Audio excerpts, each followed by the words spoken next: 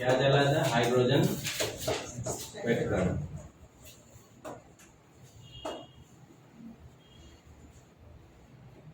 तो मैंने क्या बताया था? अगर भाई देवे नहीं, कोई बात नहीं, बोलो जैसे चल रहा है मैं कट करके एडिट कर दूंगा। इलेक्ट्रिक आर्क पास किया जाए हाइड्रोजन गैस में, then electron excited from lower energy state to the higher energy state and then come back to the lower energy state by emitting some amount of energy, and that energy lies in the different region of spectrum which are named after the name of their discoverer. जब electron excite करेंगे higher energy state में जाएंगे, higher energy state में जाने के बाद वो वापस आएंगे लोअर एनर्जी स्टेट। जब लोअर एनर्जी स्टेट में आएंगे तो एनर्जी क्या करेंगे? एमिट करेंगे। जब एनर्जी एमिट करेंगे तो वो स्पेक्ट्रम का फॉर्म दिखाई पड़ता है। स्पेक्ट्रम अलग अलग बैंड्स लाइट के दिखाई पड़ेगा, अलग अलग इलेक्ट्रोमैग्नेटिक वेव की बैंड्स दिखाई पड़ेंगी। उस बैंड्स को क्या नाम देते हैं? स्पेक्ट्रम। क्योंकि अलग अलग साइंटिस्ट ने, कभी लाइमन ने, कभी बामर ने उसको इन्वेंट किया या डिस्कवर किया है, तो उसको क्या बोलते हैं? Lyman series, बामर series, pascal series. ठीक है, इसलिए लाइमन बामर। यहाँ पर हाइड्रोजन स्पेक्ट्रम की बात करें, क्या मैंने बताया? लाइमन सीरीज, बामर सीरीज लिख दिया शायद।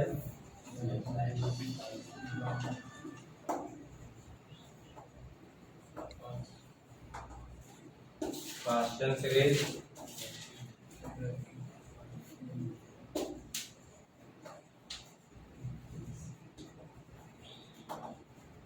आगे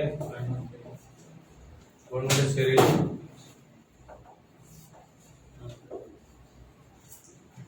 हम फ्री हैं, बाकी आप बिजी हैं। हम फ्री सीरीज, ठीक है।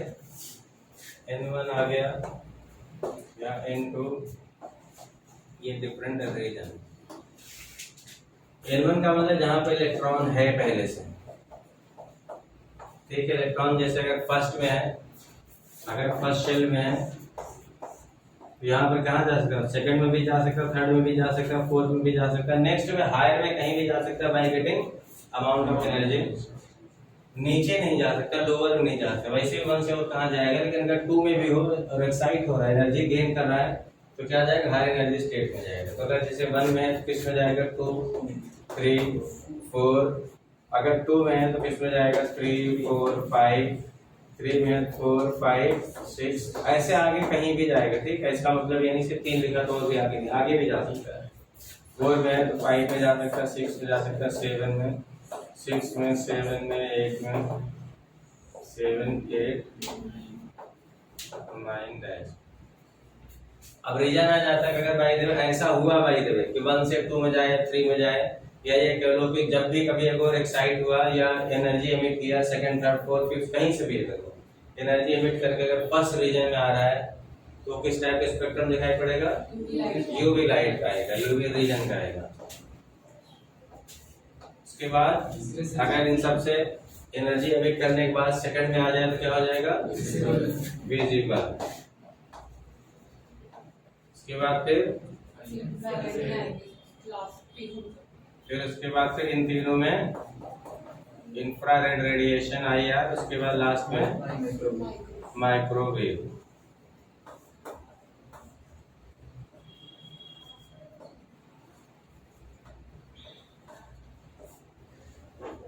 ठीक है, इंफ्रारेड रीजन में आ जाएगा। उसके बाद लास्ट में माइक्रोवेव में। फिर अलग अलग रीजन है, आपसे बना लो अलग अलग रीजन। अब अगर ये ऐसा एमिट ही हो रहा है, सोचो अगर 4, 5, 6 है, कहीं भी अगर वाइब्रेट थर्ड में आ रहा है, अगर लोअर में आ रहा है, तो ऐसे कंडीशन में लोअर में आ रहा है, ऐसे कंडीशन में एनर्जी एमिट करेगा।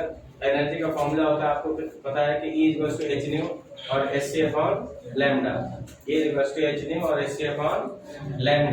अगर Hc/λ है तो ये लैम्डा निकलेगा कैसे, या वेवलेंथ कैसे निकलेगा, या एनर्जी कैसे निकलेगी, उसको निकालने के अलग फॉर्मूला है। फॉर एग्जांपल अगर देखा है, फॉर्मूला क्या है आपका? 1/λ RH 1/N1² Z²। अब RH की वैल्यू पर डिपेंड करेगा कि आपकी यूनिट कैसी है। ठीक है, RH की वैल्यू कैसे हो जाती है? RH को पहले बोलते हैं क्या? रिडबर्ग कांस्टेंट और ये है कितना 109,677 क्या सेंटीमीटर इनवर्स। 1/RH कितना हो जाता है 9.1 इंटू 10 पावर -6 सेंटीमीटर। अगर यहाँ करो 9.1 इंटू 10 पावर -8 मीटर या 911 कर दूं, अगर ये और ले जाऊं आगे इंटू 10 पावर माइनस में 10 कर सकता हूं। बताओ अगर ये आगे पॉइंट वन और भी डिवाइड करना है ना, ये अगर ये पॉइंट अगर राइट साइड में ले जाऊं तो 10 पावर माइनस आएगा, एक ले जाए 10 पावर -1, अगर दो ले जाते क्या 10 पावर -2 और एक पहले से था क्या हो जाएगा 10 पावर -8 10 आ जाएगा। और इस 10 पावर -10 क्या होता है 1 एंगस्ट्रॉम, जिसको मैं लिख सकता हूँ 911 एंगस्ट्रॉम। ये किसकी वैल्यू है 1/RH, या जो भी आप इसमें कभी कुछ कभी सेंटीमीटर में आता है कभी मीटर में आता है, वो डिपेंड करता है कि आप क्या करते हो। ठीक है, अभी ये यहाँ तक मीटर में ही है, तो करो आप सब लिखो फटाफट। जेड एटॉमिक नंबर है, RH रिडबर्ग कांस्टेंट है, रिडबर्ग कांस्टेंट है N1 N2, जहां से इलेक्ट्रॉन शिफ्ट हो रहा है जहां से इलेक्ट्रॉन ट्रांजिट हो रहा है। अगर फर्स्ट से अगर ट्रांजिट हो रहा है N1 की वैल्यू 1, जहां को जा रहा है वो, बहुत अच्छी ट्रिक मैं बता रहा हूँ, N1 ऑलवेज स्मॉलर वैल्यू लेना। ये कोई मतलब नहीं कहां से जा रहा, मान लो थर्ड से आ रहा फर्स्ट में, तो आप बोलोगे जा तो थर्ड से मैं थर्ड दूंगा, नहीं, जो कम वैल्यू होगी, जो कम वाली वैल्यू होगी उसको क्या लेंगे N1 लेंगे। क्लियर?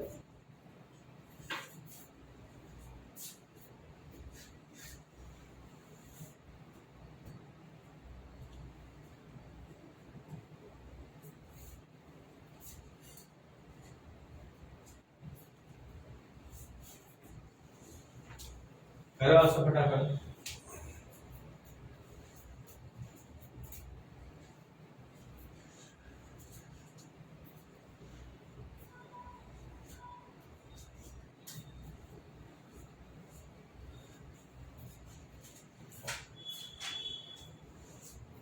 रब कर दूं आप।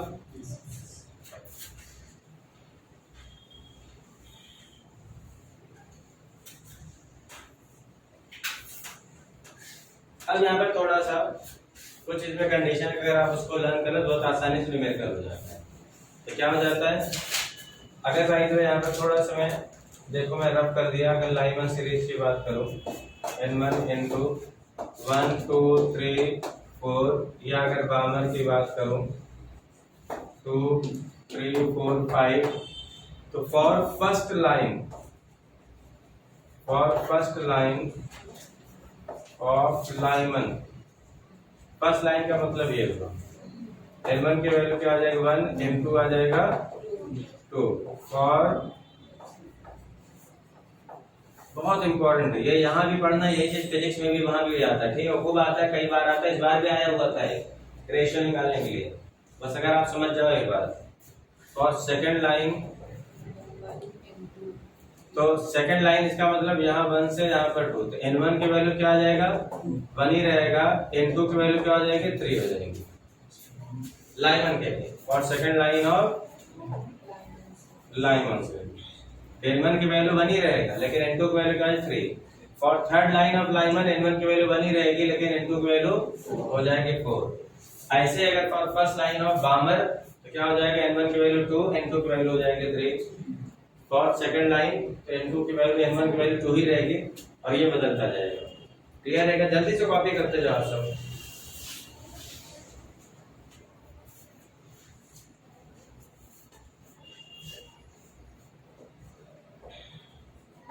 और first line of बामर series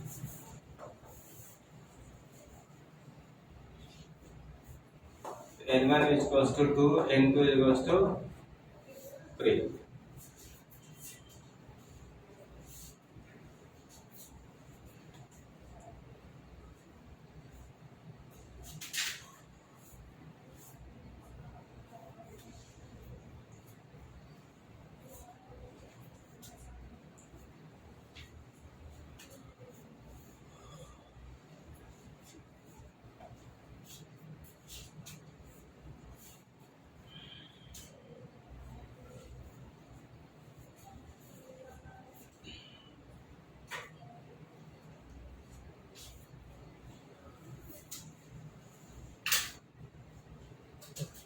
Himanshu अब कैमरे पे देख नहीं रहे, तो कहीं इधर उधर हो रहा है।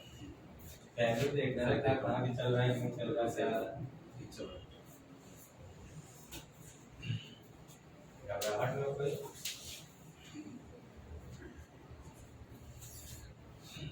हो गया। For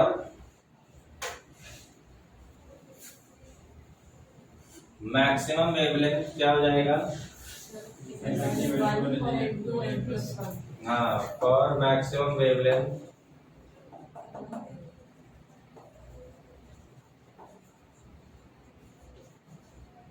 n1 is equals to n हो जाएगा, n2 is equals to n+1। अब फॉर एग्जांपल अगर लाइन 1 की बात करें तो लाइन 1 में n1 की वैल्यू क्या हो जाएगी? 1 हो जाएगा, और n2 की वैल्यू क्या हो जाएगी? 2। या जहां भी अगर बोल दिया जाए अगर फर्स्ट लाइन में या सेकंड सीरीज में सेकंड ट्रांजिशन स्टेट में है, और अगर उसका बोला जाए तो जो सेकंड है तो उसके बाद थर्ड ले लेना, जहां भी बोला है तो उसके बाद वाला, ठीक है। फॉर मिनिमम यही चीज अगर डायरेक्ट ही मैंने बता के न्यूमेरिकल करवाना है तो आपको आएगा नहीं, हर न्यूमेरिकल अलग टाइप हो जाएगा। आप पहले से ही कर लो, उसको समझ जाओ, वही न्यूमेरिकल है। For minimum wavelength n1 is equals to 10, n2 is equals to infinite। इसी को और लिमिटिंग लाइन भी बोल सकते हैं, ठीक है। अलग से लिख लो आप, और limiting line n1 is equals to n, n2 is equals to n2।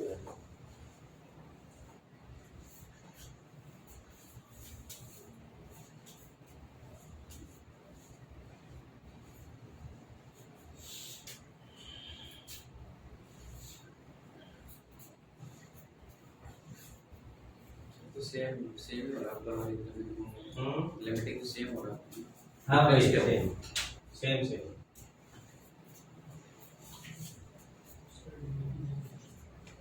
Limiting मतलब कि इसकी लिमिट क्या है? इसकी लिमिट कुछ नहीं, फाइनाइट तक जा सकता है। समझ में आ रही बात? किसी भी चीज का लिमिट अगर शेल की शेल तो we have infinite number of shell around nucleus. Shell कोई ऐसी लाइन नहीं है जो दिखाया जाता है किसी बाउंड्री, गोला गोला सर्कल सर्कल, सब कोई बाउंड्री नहीं है। शेल एक रीजन है एनर्जी का, whether they are present closer to the nucleus or away from the nucleus। जितना ज्यादा क्लोजर होगा उतनी एनर्जी कम होगी, जितना दूर होगा तो दूर कम की बात है, ना कि कोई लाइन है। अब लाइन दिखाने का, रिप्रेजेंट करने का तरीका आ गया, लोग लाइन बना देते, लाइन नहीं है कोई चीज, ठीक है। जितनी एनर्जी कम रहेगी वो पास रहेगी, इतना दूर रहेगा दूर जाके रिवॉल्व करेगा। उस रेवोल्यूशन एरिया में कुछ एनर्जी होती है। हाँ, उस रेवोल्यूशन एरिया में कुछ एनर्जी। हाँ, अभी तो इसके पहले नीड्स का फर्स्ट अगर देखा जाए पोस्टुलेट्स क्या था कि जहां भी इलेक्ट्रॉन रिवॉल्व करता है, हाँ, that region have certain amount of fixed amount of energy, certain amount of energy which are fixed, which remain constant, therefore that electrons revolving because of that energy do not change when they are remain into the same shell। अगर वहीं रह रहा है तो energy कभी कम ज्यादा नहीं होती। as said by रदरफोर्ड, ये ऐसा नहीं, तो उनको उनका ऐसा कहना नहीं। उनका ऐसा मानना था कि जैसे कि कोई प्लेनेट रिवॉल्व कर रहा है अराउंड सन, उन्होंने बोला कि समझ नहीं पाया कि रिवॉल्व कर रहा है लेकिन एनर्जी की बात कैसे करें। मैक्सवेल आकर के उनकी बात को क्या कर कॉन्ट्रडिक्ट कर रहे हैं कि मेरी खुद थ्योरी है, और कहते हैं कि एनी चार्ज पार्टिकल अगर एक्सेलरेट कर रहा है that will emit some amount of energy and finally that should fall into the nucleus, which does not happen। ऐसा तो है नहीं कि इलेक्ट्रॉन रिवॉल्व कर रहा था, रिवॉल्व करते करते न्यूक्लियस में फेल कर गया या चला गया, ऐसा तो नहीं, एग्जिस्ट करता बहुत पहले से ही है। अगर ऐसा है इसका मतलब क्या हुआ? ऐसा है इसका मतलब क्या हुआ कि आप जो बता रहे हो आप अपनी थ्योरी को भी कॉन्ट्रडिक्ट कर रहे हो मेरी वाली थ्योरी से, जो कि पहले से वेल प्रूव्ड है। रदरफोर्ड ने लोग गए भाई ठीक है, लेकिन उनका कंट्रीब्यूशन बहुत अच्छा रहा कि सेंटर पर न्यूक्लियस बता दिया, उसके चारों तरफ इलेक्ट्रॉन रिवॉल्व करता रहता है। तो ये ऐसा किसी भी साइंटिस्ट को आप 100% इग्नोर नहीं कर सकते कि उनका तो कुछ है ही नहीं, उन्होंने कुछ बताया ही नहीं, ठीक है, उन्होंने कुछ बताया नहीं, ऐसा नहीं, क्लियर, ऐसा नहीं। बल्कि हाँ ये अलग बात है, ये अलग बात है उन्होंने उतना ज्यादा नहीं किया जितना ज्यादा आगे वाले, तो बेसिक सी बात है, अभी आगे वाले बहुत कुछ आएगा, अभी आगे वाले यहाँ तक रिसर्च किया, उसके बाद स्मार्टफोन आ गए, स्मार्टफोन से और ज्यादा अच्छे से फोन आ रहे हैं। इसकी कोई लिमिट बोल सकते आज हमने सबसे कोई लास्ट फोन बना दिया, उसके बाद कोई फोन अब डेवलप नहीं हो सकता, या हम 5G बना रहे 6G नहीं आ सकते, ऐसा नहीं है, 6G 7G सब चल रही है, ये होता है जो जिस टाइम का चला रहता है, बहुत अच्छा साइंटिस्ट है, उसके बाद की बात है। लिखो न्यूमेरिकल में, लिखो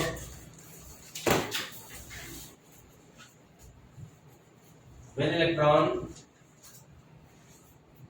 passes from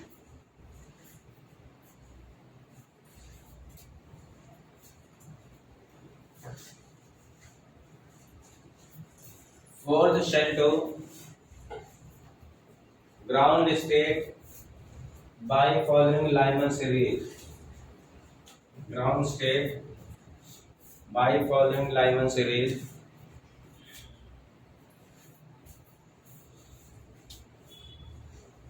By following Lyman series in He plus. Find wavelength of wave emitted. Find wavelength of wave emitted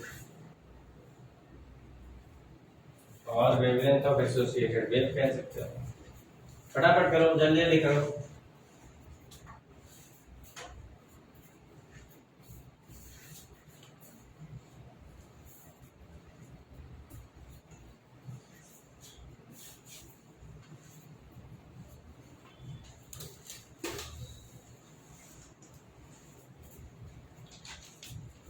जो भी कोई साइंटिस्ट आता है वो अपने टाइम का बेस्ट देता है, जो जितना इसको नॉलेज रहती है किसी पर्टिकुलर टॉपिक पर। अदरवाइज नेक्स्ट जो साइंटिस्ट आते हैं उस वक्त मॉडर्न जो चल रहा था उस वक्त में बताते हैं, जो तो पहले जो इन्वेंट हो चुका होता है, जो डिस्कवर हो चुका होता है। लेकिन आप किसी को परफेक्ट नहीं बोल सकते और ना तो किसी को ऐसा भी बोल सकते इनका कोई कंट्रीब्यूशन नहीं है।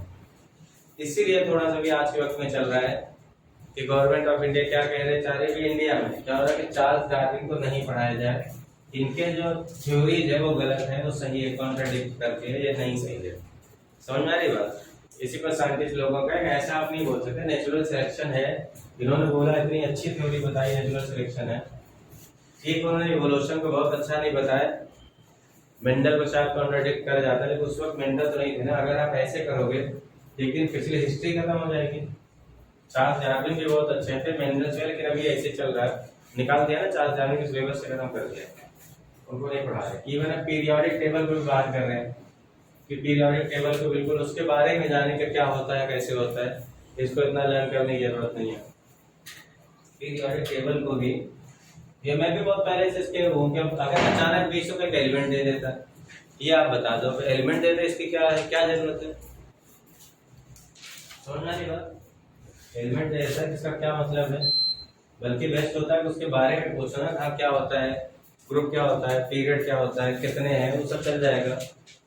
इसे पीरियोडिक टेबल के बारे में लर्निंग वाली चीज अब नहीं चलेगी, बल्कि ये कुछ ऐसा क्वेश्चन दिया। देखो क्वेश्चन का पैटर्न देखो नीट का, क्वेश्चन का पैटर्न देखो नीट का, कब ऐसा नहीं रहता है कि आपको डायरेक्ट हिट करे पहले सीबीएमटी यूपी सीबीएमटी की तरह ये क्वेश्चन रहा और उसी एक ही आंसर उसी मारो आगे बढ़ जाओ। पहले क्वेश्चन देख लेना, कभी भी ऐसे होते हैं। आजकल के जो क्वेश्चन देख लेना ऐसे रहते हैं, इसमें से 4 ऑप्शन में से रॉन्ग कौन है, अब पूरा पढ़ना पड़ेगा, सही तरीके से पढ़ना पड़ेगा। तो अब टिपिकल आने लगे, बहुत सही आने लगे, बहुत अंदर से आने लगे। समझ रही बात? पूरा पहले पूरा पढ़ो तब आप आंसर दो। आगे आप सबको सर आरएच की वैल्यू जो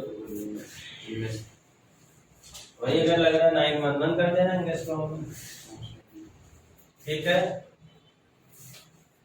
तो क्या आ गया 1 lambda RH 1 N1 square minus 1 N2 square,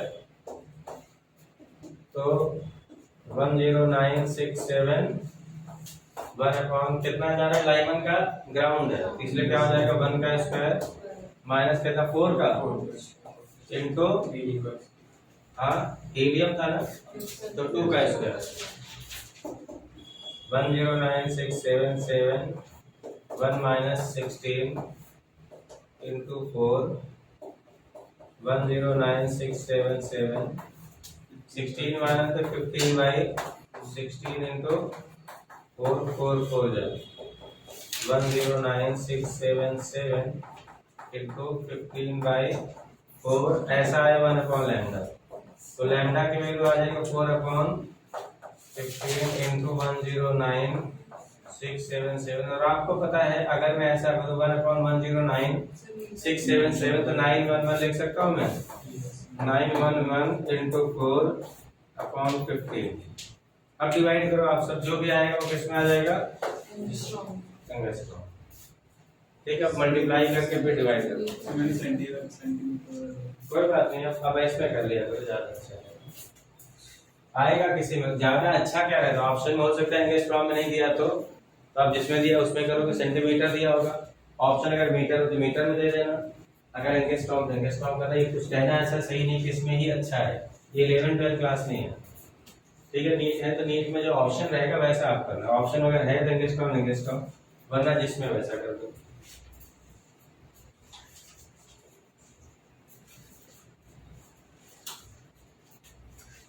Find the ratio of wavelength of, question एक बार में कॉपी करते रहना। Find ratio of wavelength of